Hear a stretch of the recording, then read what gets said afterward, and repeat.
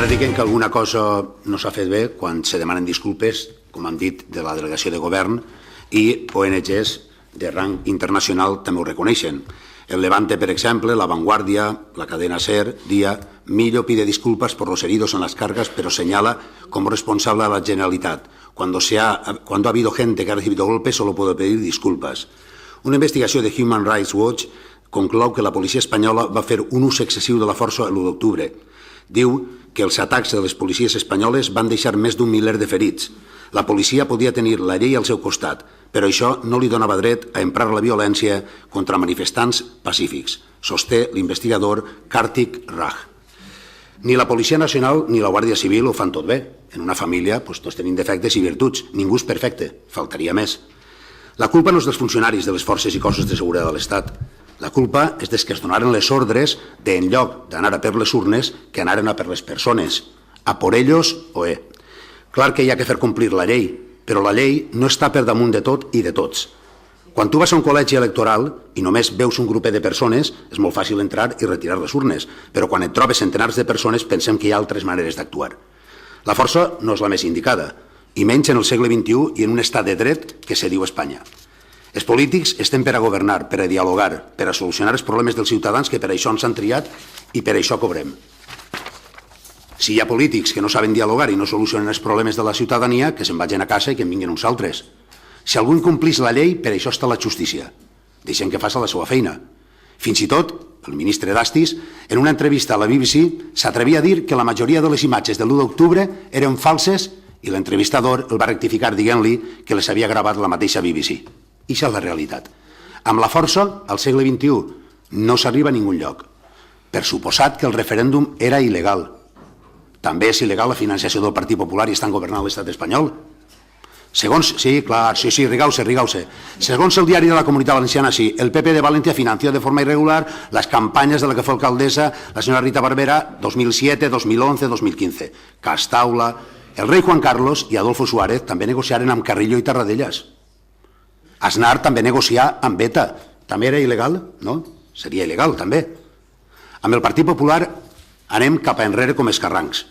Pensàvem que anaven a aprofitar la moció per a demanar, per exemple, l'equiparament del sou d'un guàrdia civil i un policia nacional o un policia autonòmic, o per demanar l'excarcelació dels guàrdies civils que reclamen drets per als seus companys i companyes, o el dret de sindicació de la Guàrdia Civil. Vol que li diga que han fet vostès per la Guàrdia Civil? Endurir el Codi Penal per augmentar les penes als guàrdies civils que reclamen els seus drets. Això és el que ha fet el Partit Popular. Això són cortines de fum per tapar les vergonyes del seu partit corrupte que està governant-nos. Vostès només volen enfrontament, enfrontament i enfrontament. I nosaltres volem diàleg, diàleg i diàleg. Des de Compromís hem condemnat sempre... Silencio, por favor, el público le ruego guarde silencio. Des de Compromís hem condemnat sempre la violència, vinga d'on vinga. La condemnarem enèrgicament quan el nostre veí tinent de la Guàrdia Civil va ser apallissat junt a altres 3 companys en un bar d'Alsasua. I la condemnarem sempre que faça falta i on faça falta. Però el problema és que vostès no saben dialogar. Només utilitzar la força. Eixa és la imatge que han donat al món. L'han utilitzada en Catalunya, en Múrcia, en Saragossa, i ara amenacen en aplicar el 155 a Castella-La Manxa, a Navarra, a Euskadi.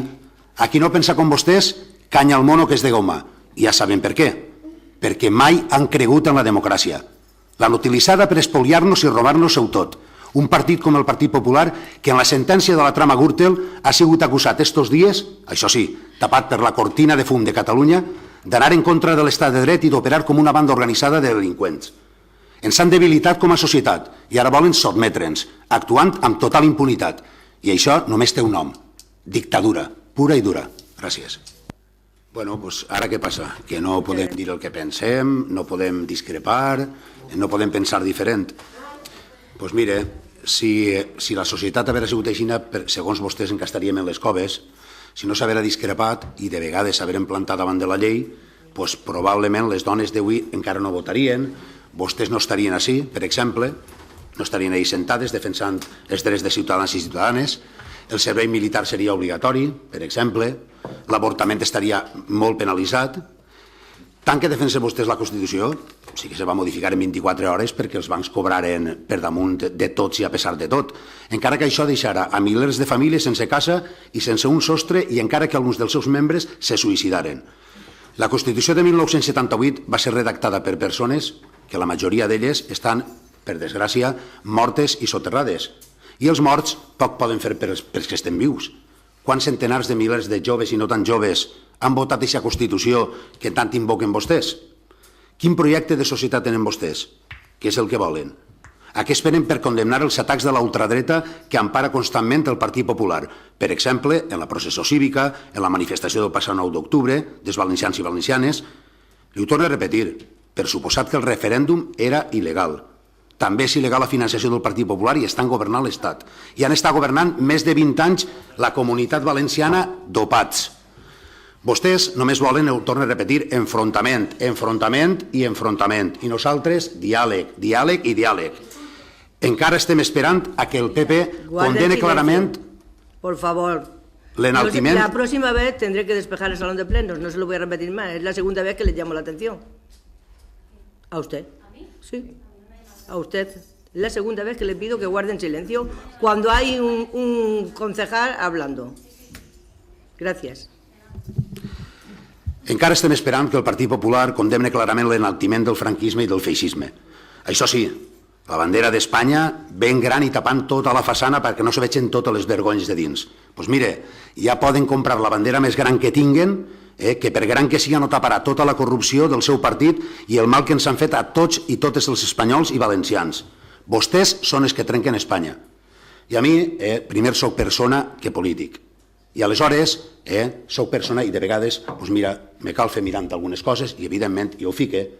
A mi no me cauen els ànits en un moment donat de demanar disculpes, però soc persona abans.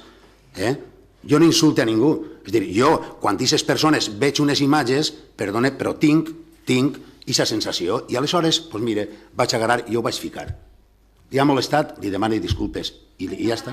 No, home, vostè m'ha dit que estava insultant. Jo dic, no a vostè, perdó, al públic, el públic m'ha dit que jo estava insultant. A mi m'han dit que estava insultant. Jo dic això, no me cauen els anells. Por favor, un momento. No puede estar entrando en un debate. Usted tiene que tiene que guardar silencio. ¿De acuerdo? La segunda vez directamente y la tercera indirectamente. ¿De acuerdo? Espero que no se vuelva a repetir. Bueno, doncs dit això, és dir, així al final de la correguda ningú són perfectes. I acaba dient que no importa Catalunya, sinó importen les persones, siguen d'on siguin i vinguen d'on vinguen. Per cert, a veure si s'aclarà l'empana mental que porta vostè, perquè vostè és un partit, així ho va dir en el Saló de Plens, anticatalanista i ara defensa els catalans, bueno, ahir ho dic, en el punt que tenen vostès en la proposta. Gràcies. Gràcies, senyor.